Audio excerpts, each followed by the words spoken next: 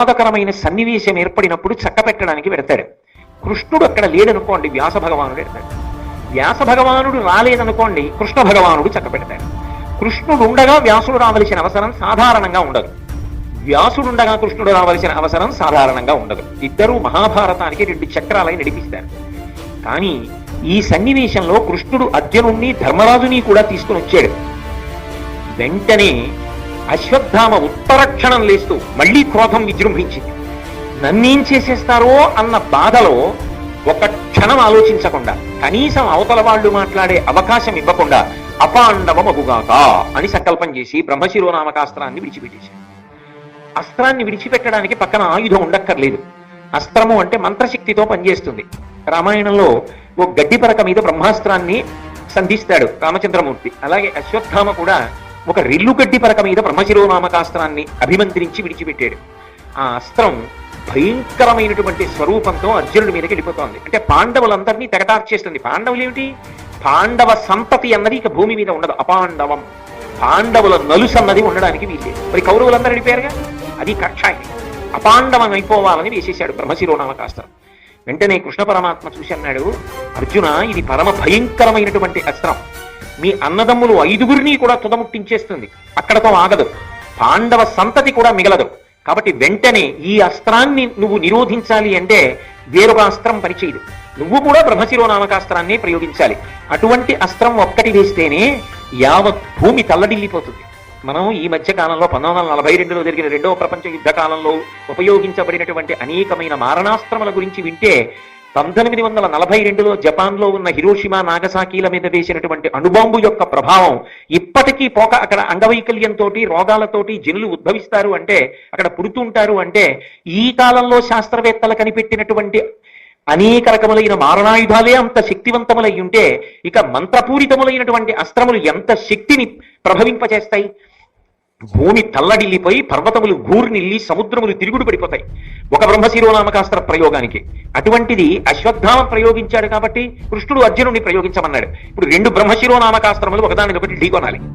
వెంటనే కృష్ణ పరమాత్మ చెప్పాడంటే శాసనం అర్జునుడికి. రథం దిగి తన గురువు అయినటువంటి ద్రోణాచార్యుల వారికి నమస్కారం చేశాడు.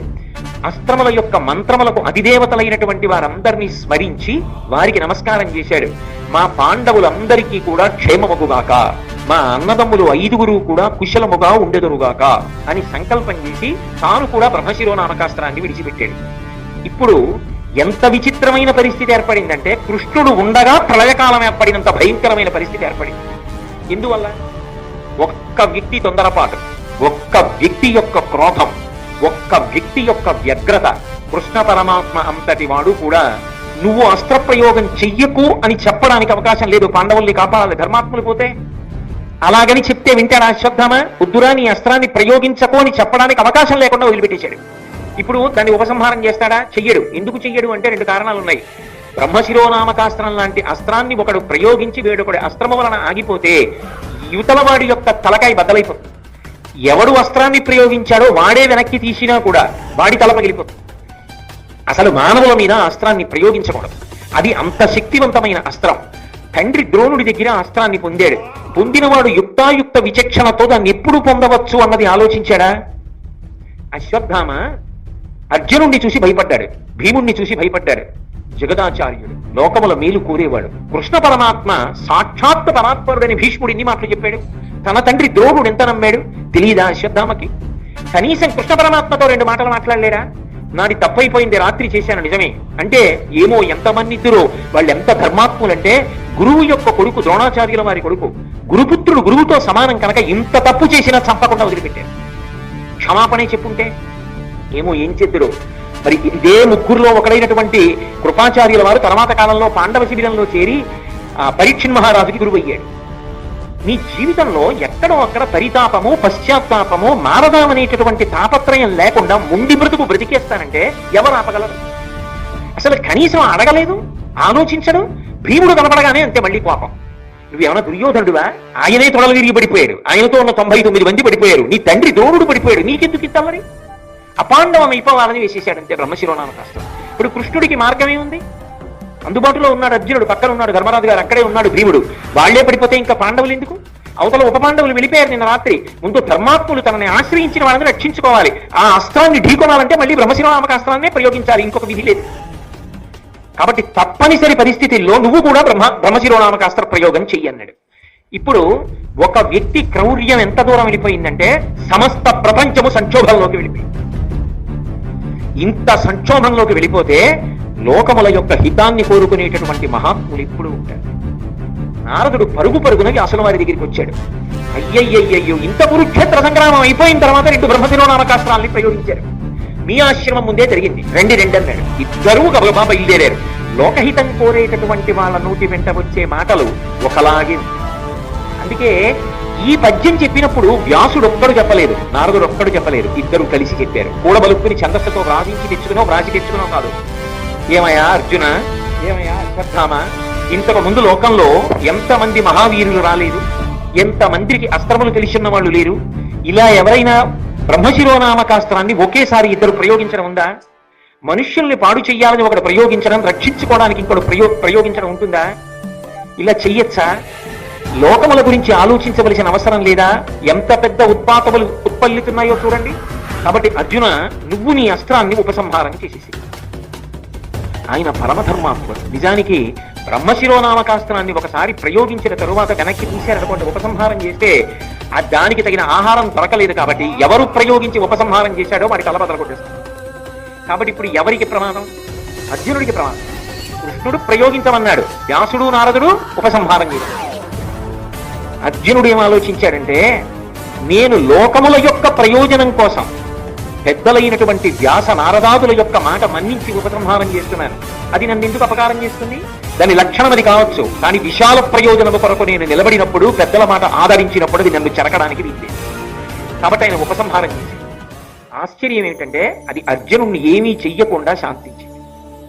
శాంతిస్తే వెంటనే ఒక విషయం అన్నారు సౌప్తిక పర్వంలో, తపమును బ్రహ్మచర్యమును దానము సత్యము కల్గు ఆ సురాధిపతనయుండు తక్క సముదీర్ణముగా నిగిడించి అమ్మహోగ్రపు మహితాస్త్రముండ్లుకును రాదు మగుడ్వరగా అట్టి భంగి భూమిపతులు కాదు దేవతలు నిపుణజాలరు కౌరవీశ్వర.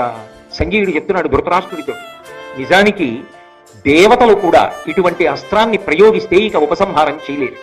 అర్జునుడు చెయ్యగలిగాడు అంటే, చేసి బ్రతకగలిగాడు అంటే ఆయన చేసినటువంటి తపస్సు అన్న మాటకి నేను అర్థం చెప్తున్నాను కదా, నిన్నటి నుంచి చెప్తున్నాను. ధర్మమునందు అనురక్తి, ఆయన ధర్మానురక్తి, ఆయనకి పెద్దల పట్ల ఉన్న గౌరవం, బ్రహ్మచర్యమును ఇంద్రియములను నిగ్రహించగలిగినటువంటి శక్తి, దానము, ఏ ప్రయోజనాన్ని అపేక్షించకుండా ఇతరుల యొక్క సంతృప్తి కొరకు, సంతోషము కొరకు, సమాజ హితము కొరకు తాను త్యాగం చెయ్యడం, తాను విడిచిపెట్టడం తన దగ్గర ఉన్నదాన్ని, అటువంటి దానము, సత్యము, ఒక మాట అంటే దానికి కట్టుబడి ఉండగలగడం, అటువంటి సత్యము కలిగినటువంటి ఆ సురాధిపతనయుడు దక్క, సురాధిపుడైనటువంటి ఇంద్రుడి యొక్క కుమారుడైనటువంటి దేవేంద్రుడు దక్క, ఇలా బ్రహ్మశిరోనామకాస్త్రాన్ని ఉపసంహారం చెయ్యడం అనేటటువంటి ప్రక్రియ అన్యులకు సాధ్యమే. ఎవరైనా చేయగలరా? దేవతలు కూడా చెయ్యలేరు. కాబట్టి ఇప్పుడు అర్జునుడు ఉపసంహారం చేశాడు. చేసి గబగబా వ్యాసుల వారి దగ్గరికి వెళ్ళి ఒక మాట అన్నాడు, అయ్యా మీరు పెద్దలు, పూజ్యులు, మా వంశమునకంతటికీ పెద్దవారు, మీరు చెప్పారు, నేను ఉపసంహారం చేశాను, కానీ అశ్వత్థామ ఉపసంహారం చేయలేదు, అపాండవమని కోరాడు. కాబట్టి ఆ అస్త్రం మా అన్నదమ్ముల మీద పడిపోయి చెనకుతుంది. కాబట్టి దయచేసి మీరు ఇదే మాట అశ్వత్థామకి చెప్పి ఉపసంహారం చేయించండి అన్నాడు. అంటే అశ్వత్థామ వంక తిరిగాడు. తిరిగి వ్యాసుల వారు ఒక మాట చెప్పారు. సాధారణంగా మహాభారతంలో వ్యాసుడు ఒక మాట చెప్తే కాదని ఉన్నటువంటి వాళ్ళు మీకు ఇప్పటి వరకు కనపడలేదు కదా, ఇది మొదటిసారి. అశ్వత్థామ వంక తిరిగి ఉపసంహారం చేయమని ఒక మాట చెప్పాడు. నువ్వు ఉపసంహారం చేసేసి నీ తలలో ఉన్నటువంటి రత్నం ఉన్నదే, నీకు పుట్టుకతో వచ్చిన రత్నం, అది తీసి అర్జునుడికి ఇచ్చేసి నువ్వు బ్రతికిపోతావు. నిన్ను చంపరు వాళ్ళు. నువ్వు చేసినటువంటి తప్పు అంతా ఇంతటిది కాదు, అంత క్రూరమైన తప్పు చేశావు, అసలు చంపేయాలి నిజానికి. కానీ వాళ్ళు చంపరు. ఎందుకు చంపరో తెలుసా? వాళ్ళు ధర్మాత్ములు. నువ్వు గురుపుత్రుడివి, ద్రోణాచార్యుల వారి కొడుకువి, ద్రోణుడు వాళ్ళ గురువు. గురుపుత్రుడికి గురువుకి గురుపత్నికి అభేదం. కాబట్టి గురుపుత్రుణ్ణి చంపడం గురువుని చంపడంతో సమానం. కాబట్టి నిన్ను వాళ్ళు చంపరు. ఆ పాతకానికి వాళ్ళు ఒడిగట్టారు. నీ శిరోరత్నాన్ని వాళ్ళకి ఇచ్చేసేయి, నీ అస్త్రాన్ని ఉపసంహారించి అంటే ఆయన అన్నాడు, ఏ పాండవులకి రత్నాలు తక్కువ? కౌరవుల్ని ఓడించారుగా, దుర్యోధనుడిని పడగొట్టాడుగా భీముడు తొడలు విరగొట్టి, దుర్యోధనుడి దగ్గర రత్నాలన్నీ కూడా ఇప్పుడు పాండవులేగా తీసుకుంటారు. ఇన్ని రత్నాలు దోచుకున్న వాళ్ళకి దోచుకున్నారు వాళ్ళు. ఇన్ని రత్నాలు దోచుకున్న వాళ్ళకి నా రత్నం ఒక్కటి తక్కువైందా, ఇదొక్కటి ఎందుకు ఇవ్వాలి అని తను బ్రతకడం కష్టం కదా మరి ఇవ్వకపోతే. అందుకని రత్నాన్ని తీసి వ్యాసుడి చేతిలో పెడుతూ ఒక మాట అన్నాడు, మనస్త్రంబు పాండవేయ రాగపాత్ర గర్భములకు హానిగా వించి సంతృప్తి పొందితా ప్రశాంతి పొందుగాక. నేను నా రత్నం ఇచ్చేస్తున్నాను, కానీ ఎంత కాపక్ష్య బుద్ధితో మాట్లాడాడో చూడండి. ఆయన అన్నాడు, నేను వదిలిన అస్త్రం ఉందే, ఇది నేను అర్జునుడిలా ఉపసంహారం చేయలేను, అంత తపస్సేది, ఆ సత్యమేది, ఆ నిష్కల్మషమైన బుద్ధేది. అందుకని వెనక్కి తీయలేదు, వెనక్కి తీస్తే తలపగిలిపోతుంది. అందుకని మదస్త్రంబు పాండవేయ రాగ పాత్ర గర్భములకు హానిగా వించి సంతృప్తి పొంది తా ప్రశాంతి పొందుగాక. అంటే ఆయన ఉద్దేశ్యం ఏంటంటే, పాండవేయ రాగ పాత్ర గర్భంబులు అన్న మాటకు అర్థం, పాండవులు తమ తమ భార్యల యందు సంతానమును కలడానికి చేసిన ప్రయత్నమునందు ఏ ఏ భార్యలు గర్భములు ధరించి ఉన్నారో ఆ భార్యల యొక్క గర్భములన్నీ విచ్ఛిన్నమైపోవాలి, గర్భస్రావం అయిపోవాలి. ఒక్క పాండవుల యొక్క భార్యలే కాదు, ద్రౌపదీదేవి ఒక్కతే కాదు, ద్రౌపదీదేవి కొడుకుల్ని చంపేశాడు ఎలాగో నిన్న రాత్రి. ఇక మిగిలిన వాళ్ళు ఎవరు అంటే, అర్జునుడికి ద్రౌపది కాకుండా భార్య ఉంది, ఉలూపి మొదలైన వాళ్ళు. అలాగే ధర్మరాజుకున్నారు, భీముడుకున్నారు, అర్జునుడికున్నారు. వీళ్ళందరి యొక్క భార్యల గర్భములు నశించిపోవుగాక.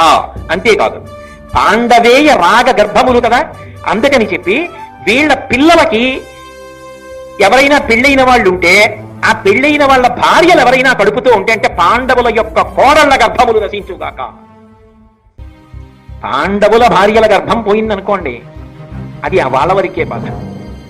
వాళ్ళ కోడలు గర్భం పోయిందనుకోండి, కొడుకు చెయ్యని తప్పుకి కోడలు చెయ్యని తప్పుకి కొడుకు కోడలు శిక్ష పొంది, అందున కోడలు నా కడుపున బిడ్డ పుట్టబోతున్నాడు, వాడిని ఎత్తుకుంటాను, ఆడిస్తాను అని ఆనందపడిపోయి అంతకుముందు మామగారితో మాట్లాడిన కోడలు, అత్తగారితో మాట్లాడిన కోడలు, మురిసిపోయిన కోడలు, మామగారి మీద పగతో ఎవడో దుర్మార్గుడు చేసిన పనికి గర్భస్రావం అయిపోతే ఆ బాధ మామగారికి ఎంతగా ఉంటుంది. నిద్రపోతాడా?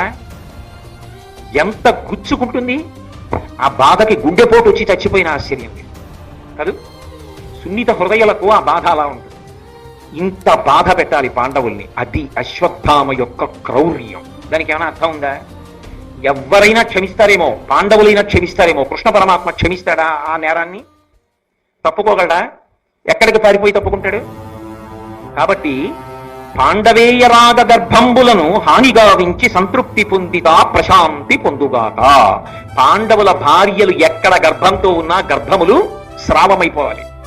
పాండవుల బిడ్డల యొక్క భార్యలు ఎక్కడ గర్భంతో ఉన్నా గర్భములు పోవాలి, కోడళ్ల గర్భములన్నీ పోవాలి. అంటే పాండవులు మిగలాలి, పాండవుల వంశం మిగలడానికి వీల్లేదు. అప్పుడు వాళ్ళు ఏమవుతారు? ఎందుకు చేసినట్టు యుద్ధం అంతా? ఎవరి కోసం చేసినట్టు? ఎవరి కోసం అంతకాలం కష్టపడినట్టు? ఎవరిని చూడాలని ఒక వయసు వచ్చిన తరువాత తాపత్రయపడతారో వాళ్ళు పెద్దవాళ్ళు అయ్యారుగా. ఇక వాళ్ళకి మనవల్ని చూడాలని ఆనందపడే వయసు కదా. ఆ సమయమునందు మనవలకి ప్రమాదం ఏర్పడి గర్భస్రావం అయిపోతే ఇక గర్భములే రావంటే తట్టుకోగలరా? మానసికంగా అది ఎంత పెద్ద శిక్ష పాండవులకు. అది ఆయనకి సంతోషం. ఎవ్వరూ పట్టించుకోకపోవచ్చేమో, పరమేశ్వరుడు మాత్రం పట్టించుకోకుండా వదిలిపెట్టాడు కాదు. అదే జరుగుతుంది. కాబట్టి ఇప్పుడు ఈ మాట అన్న తర్వాత వ్యాసుల వారు చటుక్కుని అందుకున్నారు. అందుకని ఆయన అన్నారు, అనవిని కృష్ణద్వైపాయనుడు అట్టులు చేయుము ఒంటి కాసపడకుమి అని పలుక, ఆ పలుకంగనియను తన పలుకు తప్పుగా అతడు మదిన్. వెంటనే వ్యాసుల వారు అన్నారు, అక్కడతో తృప్తిపడు. అంటే ఆయన ఉద్దేశ్యం ఏమిటి? పాండవేయ రాగ పాత్ర ముందు అసలు ఏ తప్పు చేశారని ఆయన అలా నిలబడాలి? వీళ్ళు ధర్మానికి కట్టుబడినందుకు అలా నిలబడాలి. కాబట్టి వాళ్ళ కోడళ్ల గర్భములు స్రావం అవ్వడానికి అంగీకరించారు. పాండవుల యొక్క భార్యల గర్భములు స్రావం అయిపోతాయి. ఈ అస్త్రానికి ఫలితం ఉండాలి కాబట్టి నేను ఉపసంహారం చేయలేను అంతే తెలుసంటావా? నీ క్రౌర్యానికి అంతవరకు భోజనం పెట్టేస్తాం. పోని పాండవేయ రాగపాత్ర గర్భంబులు విచ్ఛిన్నమగుగాక, దాని చేత నీ అస్త్రము సంతృప్తి పొందుగాక, అది దాట కుసుమా. వెంటనే అశ్వత్థామకు అర్థమైంది వ్యాసుడు ఎక్కడ పట్టుకున్నాడు. అశ్వత్థామ అనుకున్నాడు, అమ్మా నా తప్పు పట్టుకున్నాడు రా వ్యాసుడు.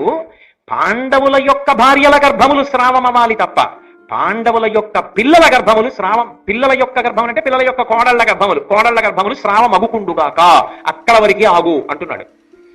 నేను ఇది విని నాకేదో అర్థం కానట్టు ఊరుకుంటాను. అర్థం కానట్టు ఊరుకుంటే ఏమవుతుంది? నా అస్త్రం చేసే పని చేసేస్తుంది. పరీక్షిత్తు మరణిస్తాడు. ఉత్తరాగర్భాన్ని కూడా చెనకేస్తుంది. ఎందుకంటే నా సంకల్పం ఏమిటి? అస్త్రం ఎవడు ప్రయోగించాడో వాడిది సంకల్పం, మార్చట్లేదు సంకల్పాన్ని.